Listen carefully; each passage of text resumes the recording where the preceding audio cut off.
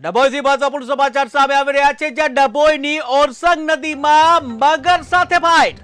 ડભોઈની ઓરસંગ નદીમાં મગર સાથે ફાઇટ, જ્યાં પતિને બચાવવા ડાંગ લઈ મગર જે છે એના ઉપર પત્ની તૂટી પડી, ત્યારે રણચંડીના રૂપમાં જોઈ ઉભેલી પૂંછડીએ ભાગ્યો મગર. જ્યાં ઢોરને છોડાવવા પશુપાલકે મગર સાથે બાથ ભીડી હતી, ત્યારે એક મગર સાથે ફાઇટ દરમિયાન બીજો મગર ધસી આવ્યો હતો, ત્યારે અન્ય મગર પશુપાલકનો પગ ખેંચી પાણીમાં ખેંચી ગયો. ત્યારે નદી કિનારે ઉભેલી પત્નીએ પતિનો જીવ બનાવ્યો, કે જ્યાં ખરેખર જે પત્નીએ પતિનો સાથ નિભાવ્યો છે, કે જ્યાં એક ઘટના સામે આવી છે, જ્યાં આ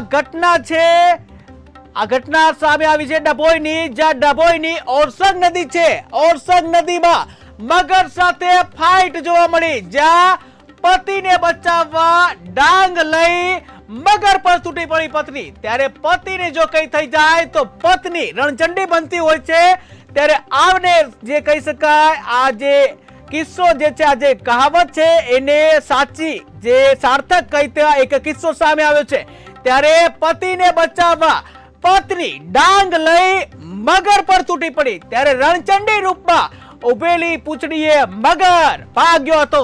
કે જ્યાં સૌરાષ્ટ્રમાં એક કહેવત છે કે જે ચારણ કન્યાએ 14 વર્ષની ચારણ કન્યાએ જ્યારે સિંહને ભગાડ્યો હતો, તો એવી જ એક બહાદુરીની ઘટના સામે આવી છે ડભોઈની ઓરસંગ ખાતેથી, કે જ્યાં ડભોઈમાં એક કહી શકાય કે બહાદુરી બતાવતો એક કિસ્સો સામે આવ્યો છે. ડભોઈની ઓરસંગ નદીમાં મગર સાથે ફાઇટ જોવા મળી છે.